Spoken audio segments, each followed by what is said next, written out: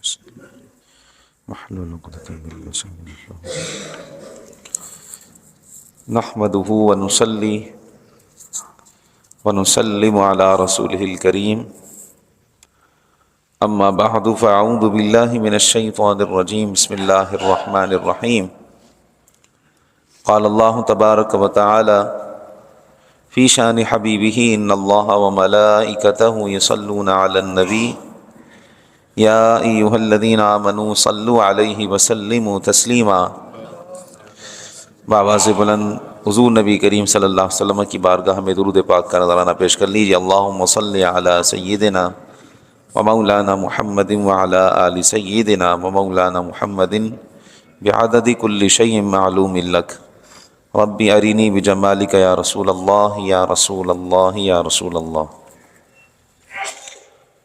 مجاہدے کے حوالے سے ہمارا بیان چل رہا تھا اور اسی سلسلے کی حدیث پاک جس میں حضور نبی کریم صلی اللہ تعالیٰ علیہ وآلہ وسلم نے ارشاد فرمایا کہ اللہ تعالیٰ فرماتا ہے کہ جس نے میرے کسی ایک ولی کے ساتھ بھی دشمنی کی میرا اس کے خلاف اعلان جنگ ہے۔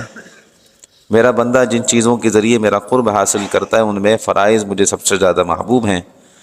اور پھر اللہ تبارک تعالیٰ نے مزید فرمایا کہ پھر وہ نوافل کے ذریعے میرا قرب حاصل کرتا ہے تو میں اسے اپنا محبوب بندہ بنا لیتا ہوں، میں اس کے کان ہو جاتا ہوں جس سے وہ سنتا ہے، میں اس کی آنکھ ہو جاتا ہوں جس سے وہ دیکھتا ہے، میں اس کے ہاتھ ہو جاتا ہوں جس سے وہ پکڑتا ہے اور اس کے پاؤں ہو جاتا ہوں جس سے وہ چلتا ہے۔ پھر اگر وہ مجھ سے مانگے تو میں ضرور اسے عطا کروں گا، اور اگر میری پناہ مجھ سے پناہ چاہے تو میں اسے ضرور پناہ دوں گا۔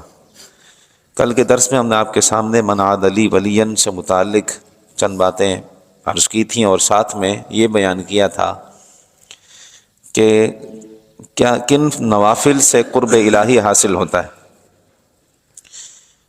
کیا وہ مطلقاً نوافل ہیں یا وہ فرائض کے بعد جو نوافل پڑھے جاتے ہیں وہ ہیں۔ اور پھر اس کے بعد ہم نے آپ کے سامنے یہ بیان کیا تھا کہ اللہ تبارک تعالیٰ اپنے بندے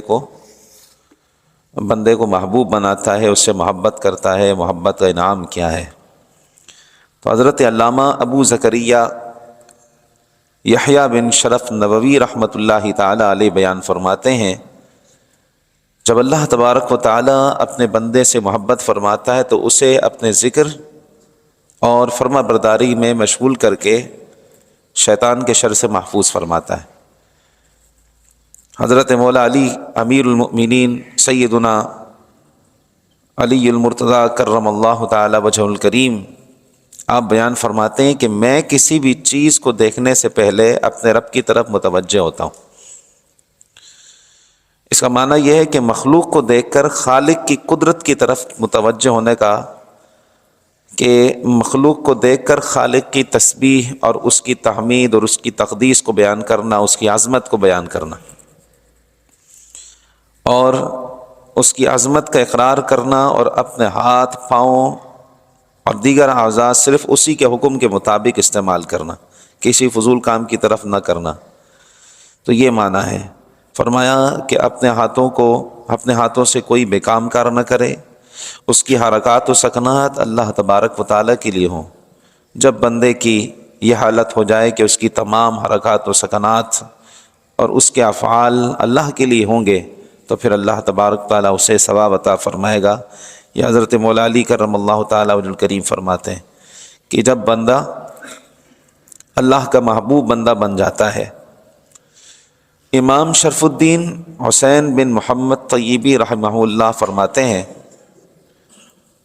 اللہ تبارک و تعالیٰ کا بندے سے محبت کرنا یہ ہے کہ بندہ ہمیشہ مختلف عبادات کے ذریعے اس کا قرب حاصل کرنے کی کوشش کرتا رہتا ہے، اور مختلف مجاہدات کے ذریعے ایک درجے سے دوسرے درجے کی طرف منتقل ہوتا ہے۔ مختلف عبادات بعض ایسی ہیں کہ جو بدنی عبادت ہیں اور بعض عبادات جو ہیں وہ مالی عبادات ہیں۔ تو بندہ جو ہے مختلف عبادات کے ذریعے اللہ تعالیٰ کا قرب حاصل کرتا ہے اور قرب حاصل کرنے کی کوشش کرتا رہتا ہے، لہٰذا اس کا ہر عمل اللہ کی رضا کے لیے ہوتا ہے۔ تو جب ہر عمل اللہ کی رضا کے لیے ہوگا تو پھر وہ جو درجات ہیں اللہ کے قرب کے وہ طے کرتا ہوا پہنچے گا۔ تو علامہ طیبی بیان فرماتے ہیں کہ ایک درجے سے دوسرے درجے کی طرف وہ منتقل ہوتا رہتا ہے، یہاں تک کہ اللہ تبارک و تعالیٰ اپنے بندے سے محبت کرنے لگتا ہے۔ پھر وہ اللہ کے جلووں میں اس طرح گم ہو جاتا ہے کہ جس طرف دیکھتا ہے اسے اللہ ہی کا جلوہ نظر آتا ہے۔ یہ کب ہوتا ہے؟ جب بندہ اپنا ہر عمل اللہ تبارک و تعالیٰ کے لیے کرے، اپنا ہر عمل اللہ کی رضا کے لیے کرے، اس کی خوشنودی کے لیے کرے، تو پھر وہ اللہ کے جلووں میں ایسا گم ہو جاتا ہے کہ جس طرف دیکھتا ہے اسے اللہ کا جلوہ نظر آتا ہے۔ آخر میں آپ لکھتے ہیں کہ یہ سالکین کا آخری اور واصلین کا پہلا درجہ ہے۔ سالک راہ سلوک میں چلنے والے اس عارف کو کہتے ہیں، جو اللہ کے ولی کو کہتے ہیں کہ جو راہ سلوک میں ہوتا ہے، اور یہ راہ سلوک معرفت کی راہ ہے۔ تو یہ فرماتے ہیں کہ سالکین کا یہ آخری درجہ ہے اور واصلین کا پہلا۔ کون سا آخری درجہ ہے؟ کہ وہ جس طرف دیکھے اسے اللہ کا جلوہ نظر آئے۔ اسی حدیث پاک میں جو بیان فرمایا کہ اللہ تبارک تعالیٰ کا کان، آنکھ اور ہاتھ اور پاؤں ہو جانا، اس کا کیا معنی ہے؟ تو حدیث پاک میں فرمایا گیا ہے کہ میں اس کا کان ہو جاتا ہوں جس سے وہ سنتا ہے، میں اس کے ہاتھ ہو جاتا ہوں جس سے وہ پکڑتا ہے، میں اس کے پاؤں ہو جاتا ہوں جس سے وہ چلتا ہے۔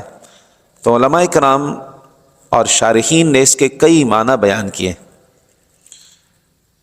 شارح حدیث علامہ نووی رحمۃ اللہ تعالی علیہ اس کی معنی بیان کرتے ہوئے ارشاد فرماتے ہیں کہ پہلا معنی اس کا یہ ہے کہ میں اس کے کان، آنکھ اور ہاتھ اور پاؤں کو شیطان کے شر سے محفوظ کرتا ہوں۔ یہ معنی ہے اس کا کہ میں اس کے پاؤں ہو جاتا ہوں جس سے وہ چلتا ہے۔ معنی یہ ہے کہ اس کو شیطان کے شر سے اس کے ان چاروں اعضاء کو محفوظ رکھتا ہوں۔ دوسرا معنی اس کا یہ ہے کہ جب وہ اپنے ہاتھ، پاؤں یا کان وغیرہ سے کوئی بھی عمل کرتا ہے تو میری یاد اس کے دل میں بسی رہتی ہے، اور جب وہ میری ہی طرف متوجہ رہتا ہے، لہذا وہ کوئی بھی کام میرے غیر میں نہیں کرتا۔ تو معنی یہ ہوا کہ اس کا ہر کام میری رضا کے لیے ہوتا ہے۔ تو جب ہر کام اللہ کی رضا کے لیے ہوگا تو پھر اللہ تبارک و تعالیٰ کا وہ بندہ محبوب بندہ بن جائے گا۔ اس حدیث پاک کے اس جملے کی شرح کرتے ہوئے علامہ بدر الدین عینی رحمۃ اللہ تعالیٰ علیہ فرماتے ہیں کہ یہ حدیث اپنے مجازی معنی پر ہے، حقیقی معنی پر نہیں ہے، مجازی معنی پر۔ ایک ہوتا ہے حقیقی معنی جو ظاہر، جس کا جو معنی ہے، جو لفظ ہے اس کا وہ حقیقی بھی معنی رکھتا ہے اور مجازی معنی بھی رکھتا ہے۔ جیسے مثال کے طور پر رب ہے، رب حقیقی رب اللہ تعالیٰ ہے، اور مجازی رب ماں باپ، مجازی رب ہے۔ ماں باپ کے لیے بھی تو رب کا استعمال ہوا نا۔ رب کا معنی ہے تربیت کرنے والا، پرورش کرنے والا، تو ماں باپ بھی پرورش کرتے ہیں، اللہ تعالیٰ نے ان کے لیے رب کا لفظ استعمال فرمایا ہے۔ تو لفظ اپنے حقیقی معنی پر بھی دلالت کرتا ہے، کبھی کبھی مجازی معنی پر بھی۔ تو فرماتے ہیں علامہ بدر الدین عینی رحمۃ اللہ تعالیٰ علیہ فرماتے ہیں کہ یہ حدیث اپنے مجازی معنی پر محمول ہے، اور اس سے مراد یہ ہے کہ اللہ تعالیٰ اپنے نیک بندوں کی اس طرح حفاظت فرماتا ہے کہ جس طرح بندہ اپنے اعضاء کی خود حفاظت کرتا ہے۔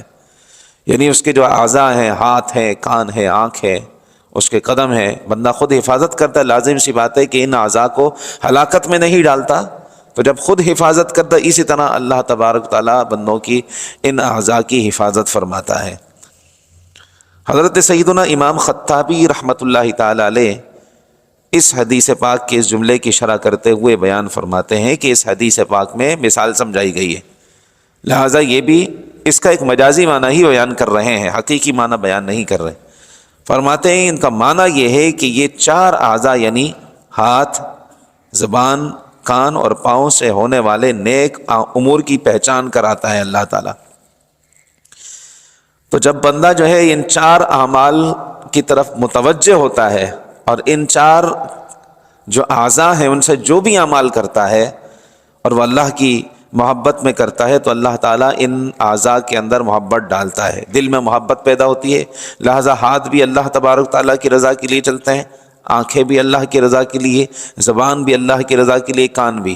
اس کا طریقہ کار یہ ہوتا ہے کہ انسان پھر جب اللہ اس کو اپنے محبوب بندوں میں شامل کر لیتا ہے، ان آنکھوں سے بے حیائی نہیں دیکھتا، زبان سے کسی کو برا بلا نہیں کہتا، کانوں سے کسی کی غیبت اور کسی کی چغلیاں، کسی کی بری بات، گانے باجے، کوئی خلاف شرع بات نہیں سنتا، اور اس کے قدم اللہ تعالیٰ کی ناراضگی کے راستے پر نہیں چلتے، گمراہی پر نہیں چلتے۔ تو معنی یہ ہے، ایک معنی صوفیہ کرام نے اس کا یہ کیا ہے، وہ فرماتے ہیں کہ بات یہ ہے کہ جب بندہ اللہ کا محبوب بندہ بن جاتا ہے تو ان کے ان اعضاء میں قوت اور طاقت اللہ کی طرف سے زیادہ ہو جاتی ہے، لہٰذا ایک عام آدمی کی جو رینج ہے دیکھنے کی، وہ ایک آخری اس کی حد ہے، لیکن جب بندہ اللہ کا محبوب بندہ بن جاتا ہے تو اس کے لیے کوئی حد نہیں ہوتی، وہ کھڑا تو کہیں ہوتا ہے، ملاحظہ کسی بھی مقام کو کر رہا ہوتا ہے، جیسا کہ حضرت فاروق اعظم عمر بن خطاب رضی اللہ تعالیٰ عنہ سے منقول ہے کہ آپ خطبہ ارشاد فرما رہے تھے، اور نہاوند کے مقام پر حضرت ساریہ رضی اللہ تعالیٰ عنہ جنگ کے عالم میں تھے۔ آپ فرماتے ہیں کہ دشمن ہمارے سر پر تھا، ہم زمین کی طرف تھے، اور ہم پہاڑ پر چڑھے کہ اتنے میں دشمن ہم پر غالب آنے والا تھا کہ حضرت فاروق اعظم کے الفاظ میرے کان میں یہ آئے کہ یا ساریۃ الجبل۔ اچھا، حضرت فاروق اعظم مسجد نبوی میں خطبہ دے رہے تھے، اور خطبہ دیتے فرماتے ساریۃ الجبل، یا ساریۃ الجبل۔ یہ جو جملے ہیں یہ تو لوگوں کو حیران کر دینے والے جملے تھے کہ حضرت فاروق اعظم نے یہ کیوں فرمایا، کیونکہ حضرت ساریہ تو جنگ کرنے گئے ہوئے۔ تو جب یہ قافلہ فتح یاب ہو کر لوٹا تو ان سے پوچھا گیا تو انہوں نے کہا ہاں جمعے کا دن تھا اور ہم جنگ میں تھے، تو حضرت فاروق اعظم کی آواز آئی تو ہمیں اللہ تعالیٰ نے پھر فتح عطا فرمائی۔ تو آپ ملاحظہ فرما رہے تھے، تو معنی اس کے اندر یہ بھی ہے کہ جیسا کہ آپ دیکھیں کہ حضور غوث پاک شیخ عبد القادر جیلانی رضی اللہ تعالیٰ عنہ کی طرف بھی ایک جملہ منقول ہے کہ آپ فرماتے ہیں قدمی ھذا علی رقبتی کل ولی اللہ، کہ میرا یہ قدم تمام اولیاء کی گردنوں پر ہے۔ مطلب یہ ہے کہ اس میں جو طاقت اور یہ قوت ہے یہ اللہ کی طرف سے ہے کہ اس کا فیض ہر ولی تک پہنچ رہا ہے۔ تو یہ معنی ہے، باقی انشاءاللہ کل کے درس میں مزید اس کے جو معنی ہے وہ بیان کریں گے۔ اللہ تعالی ہم سب کو مجاہدہ کرنے کی توفیق عطا فرمائے، اور نیک اعمال میں ہر قسم کی سستی اور ہر قسم کی کوتاہی سے محفوظ فرمائے، اور خالصتاً ہر نیک عمل اللہ کی رضا کے لیے کرنے کی توفیق عطا فرمائے۔ آمین بجاہ سید المرسلین، وآخر دعوانا الحمد للہ رب العالمین۔ الحمد للہ رب العالمین والعاقبۃ للمتقین، والصلاة والسلام علی اشرف الانبیاء وسید المرسلین۔ اللہم ربنا زدنا علما نافعا وعملا صالحا ولسانا ذاکرا وقلبا خاشعا وبدنا صابرا ورزقا واسعا۔ اللہم استرنا بسترک الجمیل فسہلنا یا الہی کل صعب بحرمت سید الابرار سہل۔ وصلی اللہ تعالی علی حبیبہ سیدنا محمد وآلہ وصحبہ اجمعین برحمتک یا ارحم الراحمین۔